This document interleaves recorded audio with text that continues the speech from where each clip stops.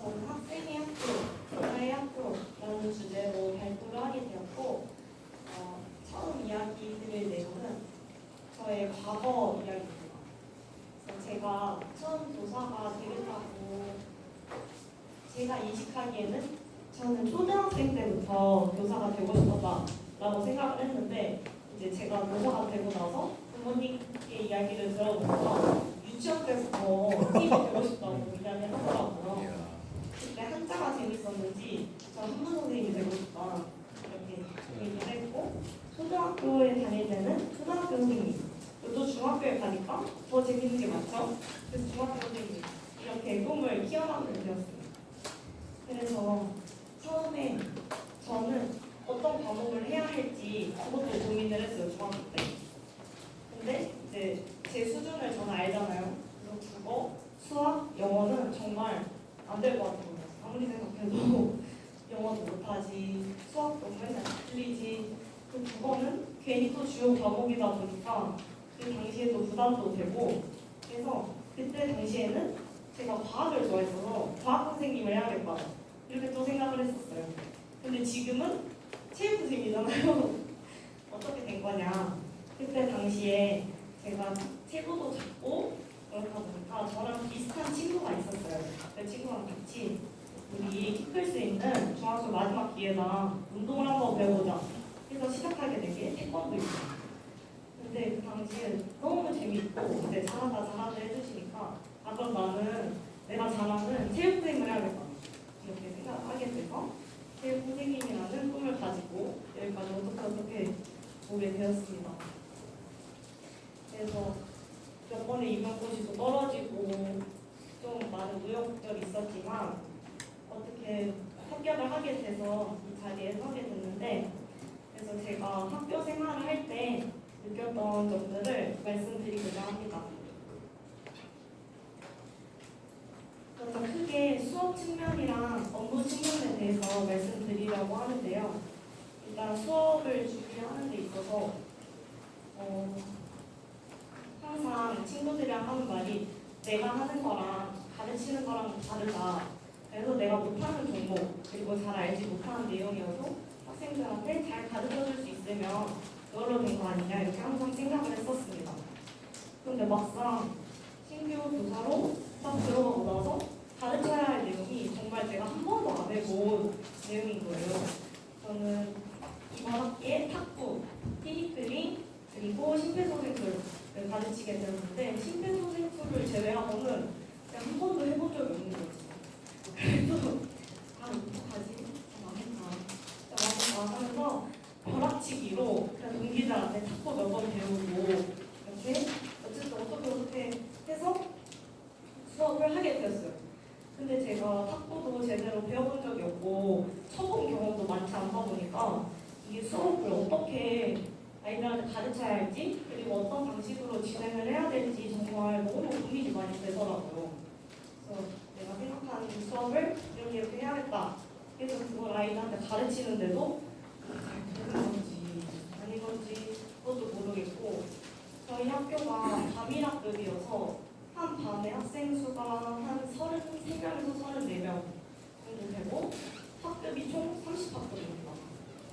그런데 이제 학교 공간도 탁구장도 따로 없고 실내 공간이라고는 강당 그리고 나머지 체육을 할 수 있는 공간이 운동장, 그리고 야외 농구장, 좀 놀터 같은 야외 공간이 있는데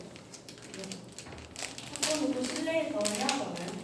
체육관에서 많은 학생들, 30명 넘는 학생들 데리고 이제 하기도 쉽지가 않고 혹시 다른 반이랑 또 수업이 있으시면 그 좁은 공간에 60명의 학생이 수업을 해야 되니까 그것도 참 쉽지가 않더라고요. 기구 문제도 있고 또 제 전문성도 많이 충분하지가 않고 떨어진 것 같고 정말 고민이 많은 학기를 보냈습니다.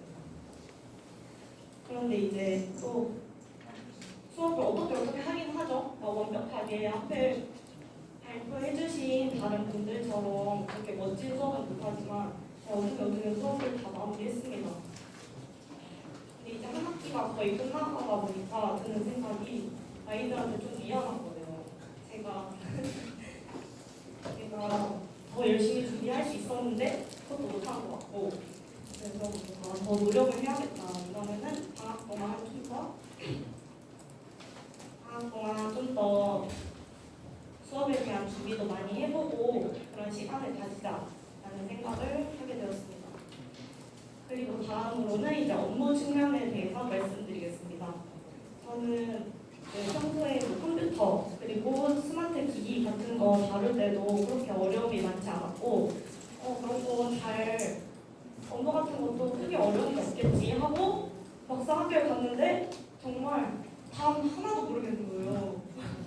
이게 로그인부터 어렵더라고요. 로그인이 안 돼요. 인증서를 받아야 된대요. 그래서 인증서를 받았어요. 그래서 나 로그인 했는데 등록이 안 됐대요. 그러니까 이제 그냥 앉아서 할 수 있는 게 없는 거예요. 어떻게 하냐? 다른 선배들 얘기 들어보면 문서 등록 대장을 봐라. 그럼 알 수 있다 하는데 들어가지를 못하니까 미리 몇 번 준비를 못하는 거예요. 진짜 수업도 내가 더 모르는 거고 업무도 이러면은 나 어떡하냐? 나 선생님 할 수 있을까? 이런 생각을 참 많이 했습니다. 그리고 또 제가 맡은 업무가 교복 그리고 CCTV 각종 교육 관련된 업무인데 이제 교복을 하면은 돈이 들어가잖아요. 그래서 품위를 올리래요. 계약하고 로그인이 됐는데 품위를 올려달라고 하시는 거예요. 품위가 뭐지? 품위가 뭐지? 그리고 막 행정실에서 뭔가 알려주세요. 막 이렇게 입력해서 금액을 이렇게 하시면 된다. 네 알겠습니다. 뭐지? 들었는데 이해가 안 가는 거예요. 내가 머리가 나빴나? 머리가 나빠서 이해 못하는 건가? 하면서 굉장히 어려움이 많았습니다. 또 그리고 CCTV 관련 업무를 할 때는 그건 아예 인수인계도 못 받았어요. 그래서 일단은 톡집실에 내려가서 일단 들여다봤어요. CCTV 화면을. 근데 막 뭘 누르면 로그인을 또 하래요. 근데 저는 그놈의 로그인. 저는 또 그거에 대해서는 아이디랑 비밀번호를 받지를 못했어요.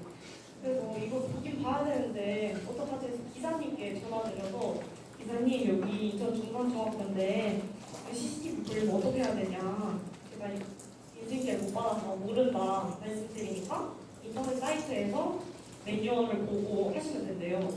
혹시 비밀번호 아시냐 저희 학교 알려주시더라고요. 다행히. 그것도 혼자 저희 독학으로 CCTV 매뉴얼 막 다 찾아보면서 아 이렇게 하는 거구나 하고 네, 저는 CCTV 마스터가 되었습니다. 그렇게 어떻게 또 한 학기 이렇게 거의 끝나가는데 그때 가장 크게 느낀 점이 제가 맨 처음에 앞에 제목에서 말씀드렸던 주제 기억나시나요? 학생의 학교, 교사의 학교. 그게 딱 생각이 나더라고요. 어떤 의미냐면 이제 제가 지금까지 학생으로 보내온 시간이 더 많잖아요. 그때 느꼈던 학교랑 막상 교사로서 왔을 때 학교랑 너무 다른 거예요.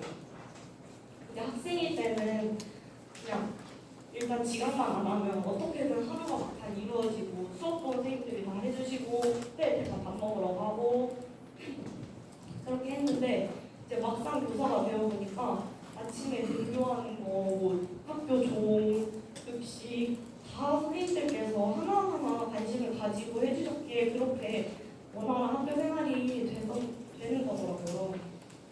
그래서 선생님들 정말 고생 많으시다. 그럼 앞으로 나도 고생하겠구나 이런 생각을 많이 했고